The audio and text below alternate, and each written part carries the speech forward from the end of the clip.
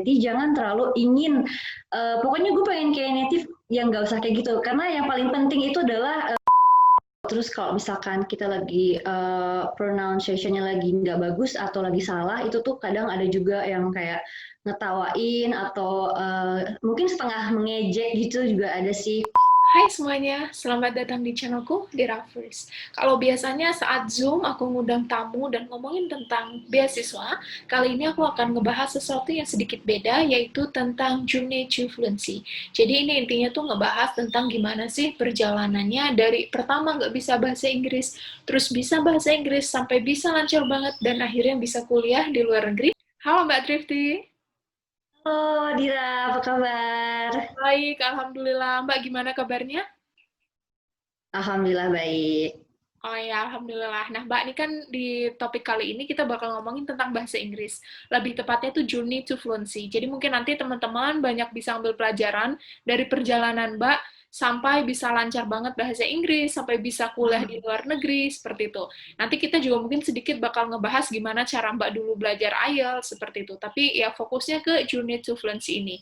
Sebelumnya Mbak bisa minta tolong perkenalkan diri dulu. Jadi kalau misal ditanya siapa sih Trifty itu, di deskripsiin secara singkat gimana Mbak? Iya, halo teman-temannya Dira semuanya, apa kabar? Nama aku Trifty, lengkapnya sih Trifty Kurota Aini. Nah, sebenarnya sih mostly kehidupan profesional aku tuh sebagai jurnalis. Dan terakhir aku juga sama ya kayak Dira, aku dapat beasiswa juga dari beasiswa yang sama, dari LPDP. Nah, kemarin itu alhamdulillah aku dapat beasiswa di Northumbria University di Newcastle, dari LPDP juga. Cuman aku beda angkatan sama Dira, kayak gitu. Jadi aku penasaran banget tentang gimana perjalanan Mbak Trifty awalnya itu pertama kali belajar bahasa Inggrisnya gimana. Mungkin memang waktu SD itu kan kadang ada beberapa sekolah yang pakai pembelajarannya konvensional, ada juga yang kayak international school. Kalau Mbak Trifty sendiri gimana dulu pertama kali mengenal bahasa Inggris? Kalau aku sih, sekolah aku semuanya negeri ya, dari SD, SMP, SMA, kuliah, pas kuliah di Indonesia juga, itu semuanya negeri. Dan kalau bahasa Inggris, sebenarnya aku belajar pertama kali itu usia 5 tahun di tempat les. Jadi memang itu orang tua aku tuh, apa namanya, ngelesin aku gitu ya, di beberapa lembaga bahasa Inggris, dari usia 5 tahun sampai SMA. Aku tuh belajar di bahasa Inggris, tapi di tempat les, kayak gitu. Nah, kalau untuk hambatannya sendiri, dulu pertama kali belajar bahasa Inggris, hambatannya apa, Mbak? Dan gimana akhirnya Mbak tuh bisa menyelesaikan dan melalui semua hambatan itu? Kalau dulu ya, waktu zaman sekolah mungkin ini ya, di tempat les itu kebanyakan sebenarnya grammar semacam itu, tapi teori, kebanyakan teori, tapi prakteknya itu kurang gitu, kurang banyak diaplikasikan.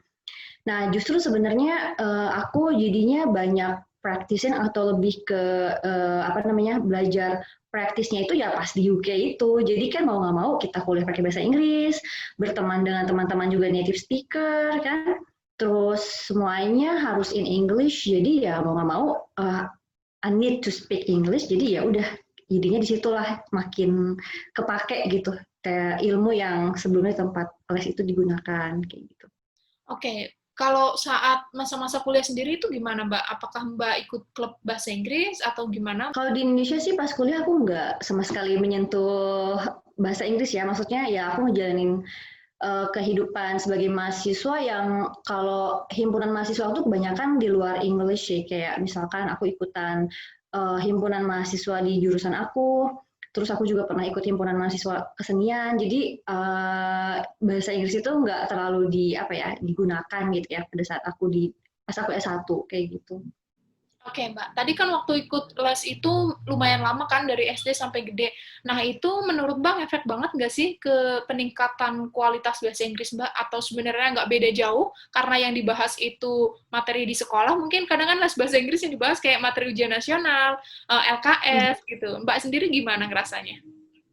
Sebenarnya sih kalau untuk di tempat les, menurut aku ngefek sih, tapi ngefeknya lebih kepada kayak writing, terus kayak misalnya kita belajar di sekolah, ujian sekolah itu ngefek, tapi untuk speaking itu kurang ngefek. Karena tadi ya, karena kan tempat les kan kebanyakan membahas teori, jadi untuk praktisnya kurang kayak gitu. Jadi ngefeknya lebih kepada untuk menyelesaikan masalah ujian sekolah kayak gitu.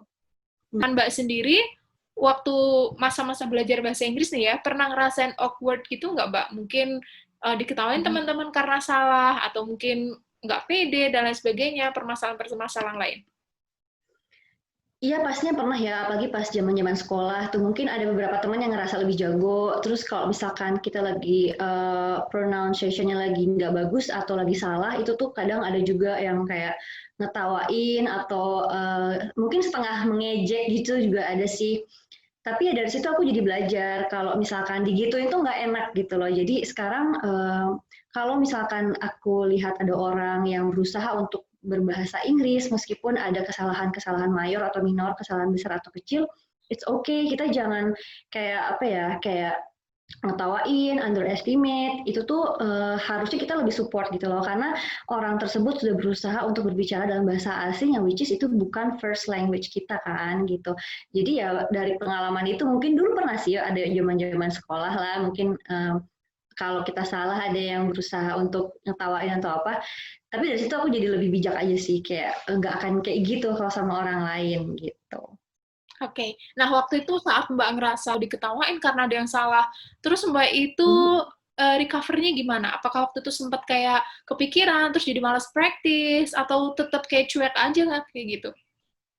Paling ya abis itu aku langsung cari yang benernya apa sih dan jangan sampai ngulangin lagi. Jadi secara nggak langsung dari yang kesalahan itu secara spesifik aku akan ingat terus, oh ini jangan sampai kurang lagi nih kayak gitu. Cuman mungkin ada perasaan nggak enak aja ya sama temen yang sebenarnya kita nggak harus lo digituin gitu loh. Soalnya kan kita juga waktu itu sama-sama English learners gitu loh. Jadi kalau misalkan ada kesalahan ya nggak apa-apa, toh kita bukan orang Inggris gitu loh. Kalau misalnya kita bukan orang Inggris, dan bahasa Inggris kita nggak perfect, ya nggak apa-apa kayak gitu. Kecuali masalah kita adalah kita orang Indonesia dan kita nggak bisa bahasa Indonesia kayak gitu. Itu yang masalah.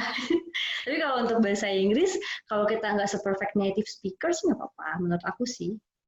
Iya, betul banget sih, Mbak. Aku juga kadang ngerasa, kenapa kalau ngelakuin kesalahan dalam bahasa Inggris, itu tuh terkesan kayak aib banget gitu loh, kayak, ya ampun gini aja nggak bisa. Tapi kalau bahasa Indonesia, yang mana kadang kita tuh nggak sadar, padahal banyak banget kan kesalahan, kadang kita pakai kata-kata yang nggak sesuai dengan KBBI, atau mungkin juga grammarnya kita ya berantakan gitu kan, karena udah bahasa kita sendiri. Tapi pun di situ kita nggak ada ngerasa kayak minder, atau ngerasa bersalah yang berlebihan, seberlebihan ketika kita ngelakuin kesalahan bahasa Inggris gitu kan. Nah, tapi kalau untuk di antara 4 skill bahasa nih Mbak, dari reading, speaking, writing, sama listening, Mbak tuh paling suka yang mana? Sebenarnya aku paling suka listening sama speaking sih, karena kan kalau yang dua lagi itu tuh lebih kepatok sama grammar. Karena gini loh, orang Indonesia itu sebenarnya yang menjadikan mereka takut bicara itu tuh karena mikirin grammar dulu gitu loh. Sometimes. Jadi grammar itu sometimes bisa menjadi apa ya, obstacles gitu loh ketika kita mau berbicara dalam bahasa asing.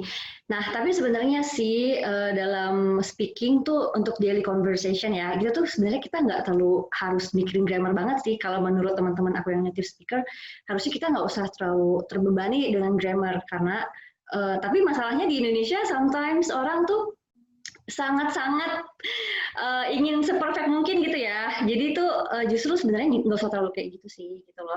Dan ingat juga jangan lupa kita tuh bukan orang Inggris. Jadi kalau misalkan kita melakukan kesalahan minor, kesalahan pronunciation, grammar, or whatever gitu, ya nggak apa-apa gitu. Kita kan orang Indonesia kayak gitu.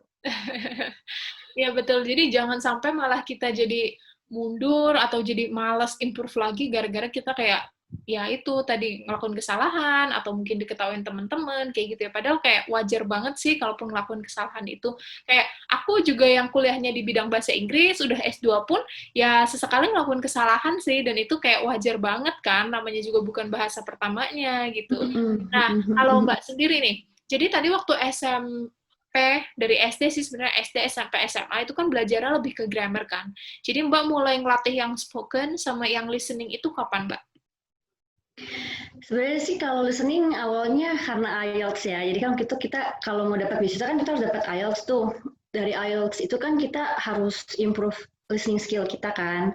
Nah, dari situ kan mulai, tapi kalau benar-benar yang ke apa ya dipertajam lagi untuk spoken dan juga untuk listening itu pas di UK pastinya. Karena kita tuh kayak mau nggak mau sih emang harus um, harus bisa punya listening skill yang kuat, karena kan dosen bicaranya bahasa Inggris, teman-teman dekat juga begitu, dan speaking juga harus lebih baik, karena untuk membuat lawan bicara kita mengerti kan apa yang kita maksudkan. Jadi sih sebenarnya awalnya ya pasti berangkat dari tes IELTS dulu tuh. Jadi kita lebih harus mempertajam kemampuan bahasa asing kita, which is bahasa Inggris. Dan pas berangkat benar-benar ke negara asal bahasanya, which is negara Inggris, asal dari negara, bahasa Inggris, ya itu akan lebih ini lagi, lebih kuat lagi gitu ya skill kita. Gitu. Tadi waktu mulai praktek banyak ngomong, mendengarkan tuh waktu persiapan buat IELTS, terus saat Mbak ngerasain nyaman gitu make bahasa Inggris buat ngomong spontan, daily life, itu semenjak kapan, Mbak? Yang ngerasa nyaman banget? Semenjak di UK sih ya, karena kan di sana tuh aku aktif banget sebenarnya ikutan berbagai organisasi kemahasiswaan, baik organisasi mahasiswa Indonesia dan luar negeri atau nasional. Nah, di situ yang khususnya yang internasional ya, itu di situ makin punya banyak teman gitu loh, punya banyak teman dekat dari orang lokal setempat, ada juga dari negara lain. Di situ mulai terbiasa gitu ya komunikasi dengan bahasa Inggris dengan second language-nya.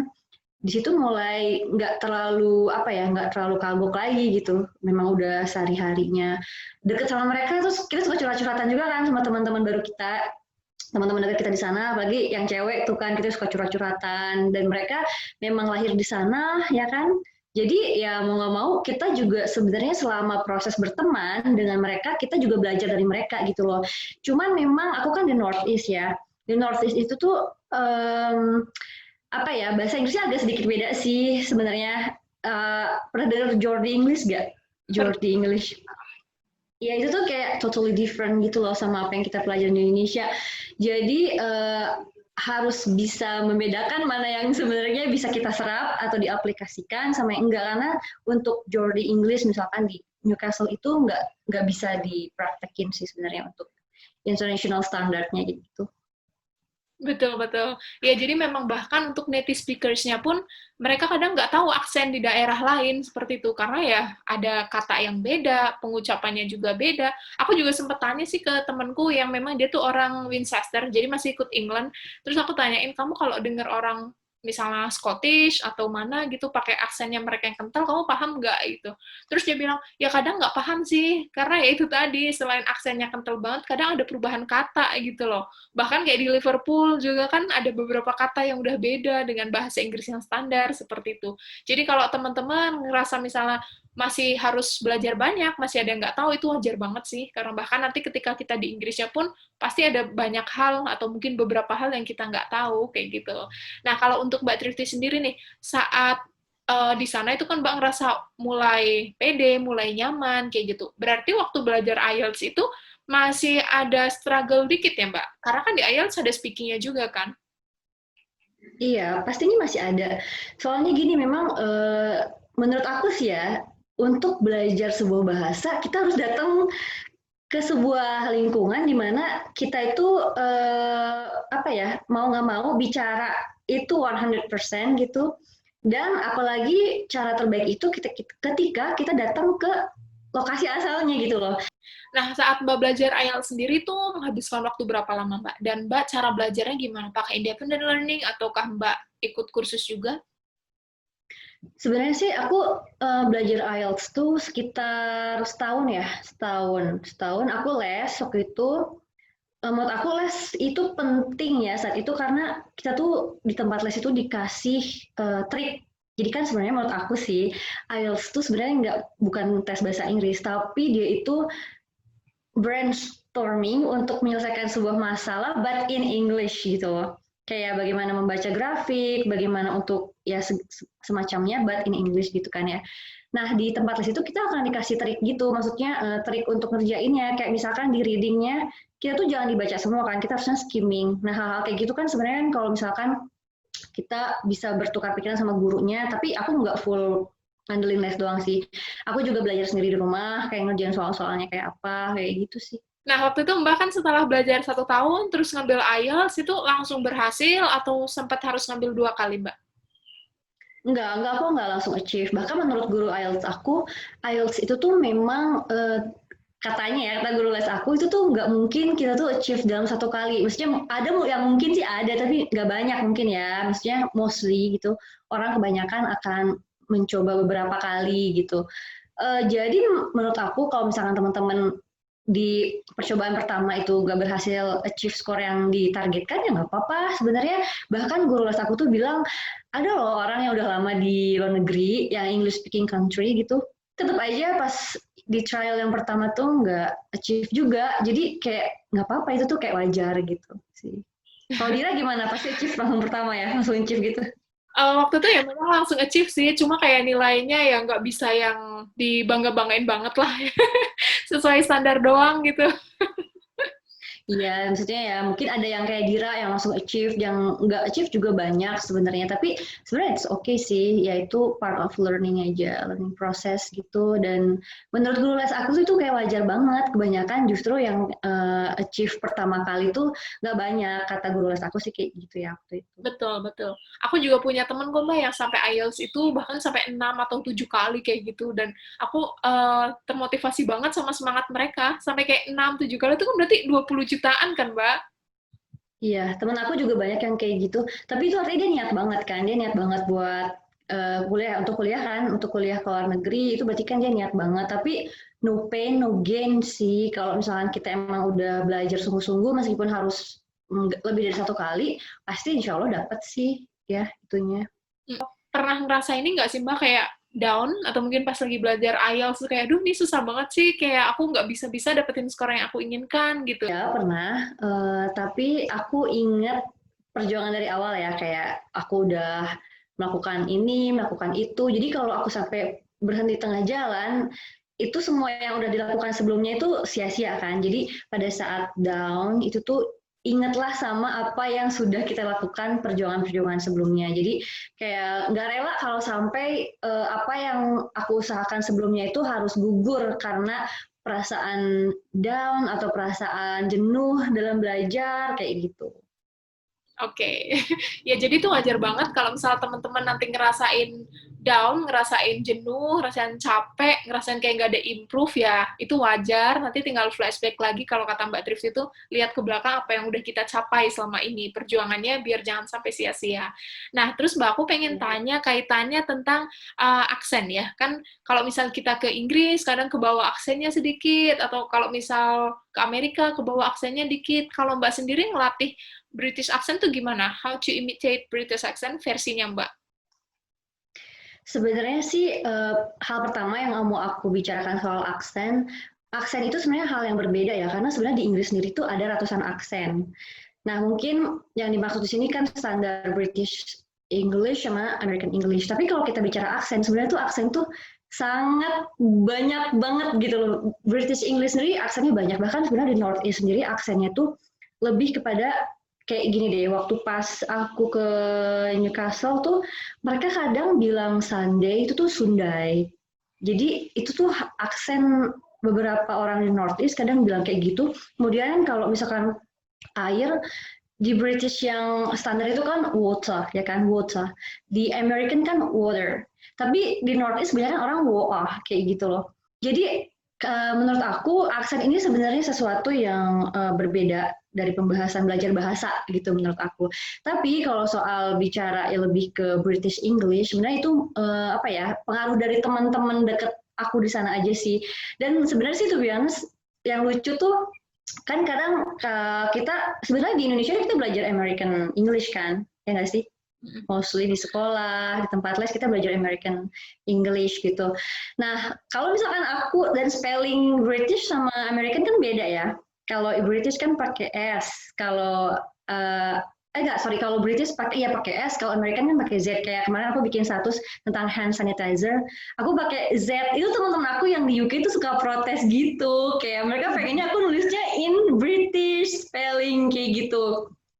Kemudian dari situ tuh kayak, dan nggak semua sih, tapi ada beberapa temen aku yang kayak agak bawel gitu kalau misalkan akunya nggak ngikutin rules mereka. Jadi dari situ tuh kayak oke oke oke, gue akan ikutin rules kalian. Misalnya kita kuliah S2 di Inggris, terus nanti S3 ke Amerika, kadang mau nggak mau kita switch lagi ke Amerika gitu kan. Kayak ada nih YouTuber yang terkenal gitu, dia orang Rusia, dia dulu sempat kuliah di Inggris, terus akhirnya aksennya Inggris, nah pas dia ke Kanada, dia bilang dia mau order ini kan, hot coffee. Kalau di Kanada dan aksen Amerika tuh kan hotnya, A-nya lebar, tapi kalau British kan hot gitu kan.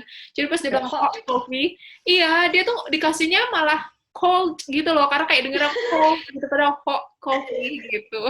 Jadi akhirnya mau nggak mau dia ngubah semuanya yang tadinya udah di otak tuh mindsetnya udah British accent jadi American accent seperti itu. Dan kebetulan kuliahnya di Amerika, jadi ya udah sekarangnya pakai American accent terus kayak gitu. Jadi memang Iya kayak memang harus kayak gitu sih, ya mau nggak mau kita harus ngikutin tempat kita apa ya belajar. Mungkin kalau kita di Australia juga akan beda lagi tuh gitu. Sebenarnya demi apa ya, demi menghindari miskom sama orang setempat, orang sekitar kita, demi itu aja sih. Cuman itu tuh kadang mau nggak mau kebawa gitu, ya kan kayak tadi kan yang tadi kamu bilang dari Inggris sudah pindah ke Amerika kebawa. Sama mungkin Dira juga sama aku ada sedikit pengaruh kebawa juga dari yang tadinya biasa kita aplikasiin British English di tempat kuliah, terus kita pulang ke Indonesia masih ada sedikit pengaruh gitu loh, meskipun kayak kita mau switch lagi ke American, bisa aja sih, karena di Indonesia kan lebih familiar sama American ya kan sebenarnya.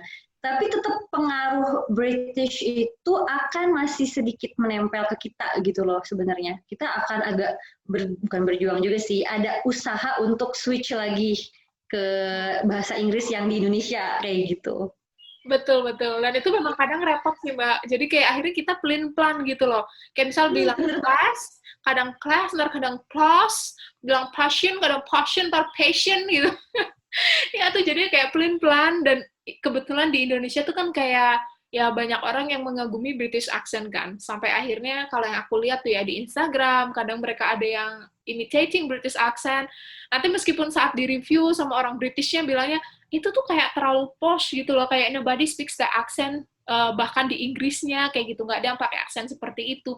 Dan nanti memang dari situ kelihatan sih, kadang misal di awal dia ngomongnya class, nanti di akhir ngomongnya class, di depan ngomongnya passion, ada passion gitu.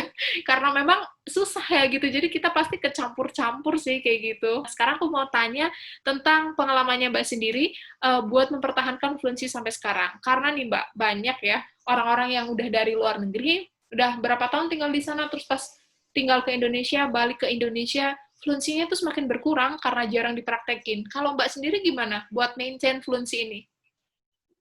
Kebetulan karena aku tuh deket sama beberapa teman-teman aku yang orang lokal di sana, yang lahir di sana juga, yang besar di sana, sebagian juga mereka emang white juga. Tapi kita bisa kayak dengan cara banyak nonton video-video bahasa Inggris, yang subtitlenya bahasa Inggris gitu, atau kan dengerin musik-musik yang berbahasa Inggris kayak gitu. Jadi itu cukup membantu loh gitu sebenarnya, dan bisa juga ikut English Club, cari teman yang suportif, nggak harus native speaker, nggak. Teman yang suportif ya untuk belajar atau maksudnya practicing conversation-nya. Tapi tadi ya yang poin yang mau aku highlight adalah kita nggak perlu terlalu fokus ke aksen gitu loh. Kita fokus ke pronunciation sama clarity, jangan terlalu ingin pokoknya gue pengen kayak native, yang nggak usah kayak gitu. Karena yang paling penting itu adalah itunya apa namanya, tepat atau tidaknya pronunciation kita, tapi bukan aksennya ya. Itu beda loh, pronunciation sama aksen itu something different sih menurut aku. Betul, betul. Dan itu juga sebenarnya yang dijadikan perdebatan di bidang linguistik ya, Mbak, di bidangku. Memang itu jadi perdebatan bertahun-tahun. Bahkan kalau ada notion yang misalnya bilang, let's misalnya bilang, ayo nih kursus kita to speak like a native, seperti itu ya, atau apa gitu, let's speak like a native, atau apa-apa yang bawa-bawa native, itu pun jadi ini loh, kayak kontroversi sendiri, karena kayak, ngapain sih harus kayak native, kita tuh nggak akan pernah bisa compete dengan native gitu, sekental apapun aksen kita dengan mereka, misalnya British accent atau American accent, pasti nanti ada hal yang ngebuat mereka tuh sadar bahwa kita tuh bukan bagian dari mereka, mungkin dari penggunaan, misalnya, verb tertentu seperti itu atau idiom atau apa yang mungkin memang itu di luar batas kemampuan kita seperti itu. Jadi memang ini ya balik lagi ke niat belajar bahasa Inggris itu untuk berkomunikasi gitu ya Mbak. Aku pernah sekali kayak mau imitate gitu, maksudnya ngomong informal seperti orang di sana. Justru aku ditegur sama teman aku, kamu jangan ngomong kayak gitu, ngomong yang standar aja, yang bahasa Inggris, yang grammar dan tata bahasanya betul, baik dan tepat. Teman aku yang native speaker malah ngomongnya kayak gitu sama aku. Jadi kita jangan jangan apa ya, justru ngikutin sesuatu, sebenarnya tergantung konteksnya, cuman ini masukan dari teman-teman aku yang native speaker di UK, kalau kalian mau coba bicara bahasa Inggris, bicara dengan standar yang memang seharusnya, jadi jangan ngikutin yang informal-informal atau bahasa slang, itu sebenarnya nggak terlalu penting untuk dipraktekkan gitu loh, untuk diaplikasikan. Itu masukan dari teman deket aku di UK.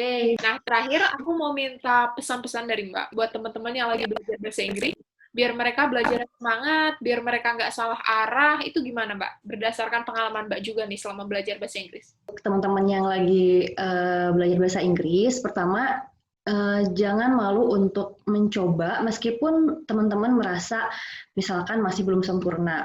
Karena sebenarnya kita juga bukan orang Inggris dan kalau misalkan bahasa Inggris kita nggak perfect, itu tuh nggak apa-apa banget.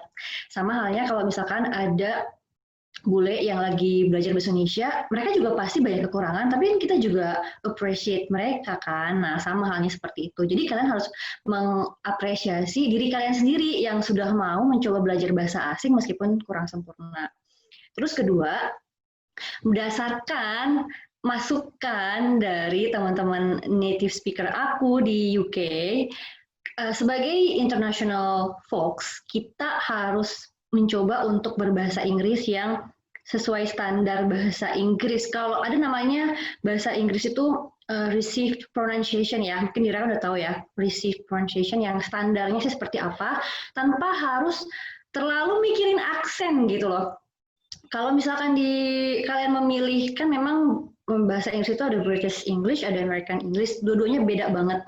Kalian pilih aja salah satu, belajar pronunciation sebagai standar yang sudah ditetapkan, tapi nggak perlu terlalu musingin aksennya sih sebenarnya. Menurut aku sih gitu ya. Ini masukan berdasarkan pengalaman aku di UK dari teman-teman native speaker aku juga. Kemudian apa ya? Ketiga, cari partner, temen, environment yang pas, suportif banget sama kamu untuk practicing English-nya supaya nggak demotivasi. Jangan salah pilih temen yang sebenarnya mereka nggak akan suportif sama kamu dan malah bikin kita jadi ngedown. Nah, jadi teman-teman tetap semangat belajar bahasa Inggris. Mungkin di awal akan susah, butuh waktu, butuh untuk berproses, tapi nanti di akhir kalau memang udah bagus, itu rasanya seneng banget gitu loh, sampai bisa kayak misal dengerin orang tanpa pakai subtitle, hal-hal kayak gitu tuh bisa ngebuat kita kayak, well, everything worth it, kayak gitu. Apa yang udah kita lakuin ternyata memang worth it gitu. Jadi Mbak Trifty, terima kasih banget udah menyempatkan waktu buat sharing di sini. Insya Allah ilmunya bermanfaat buat teman-teman yang lagi belajar bahasa Inggris. Sukses selalu Mbak Trifty. Iya, sukses juga buat Dira, buat teman-temannya Dira semuanya. Semangat terus untuk belajar bahasa Inggris ya.